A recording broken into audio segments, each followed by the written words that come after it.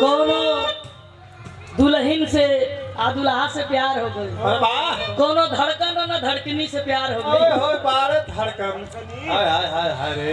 वो बेचारी के गौना हो गई, वो अपने घरे चली गई। ओ हो धड़कन बेचारा रोत रहा, कैसे रोवा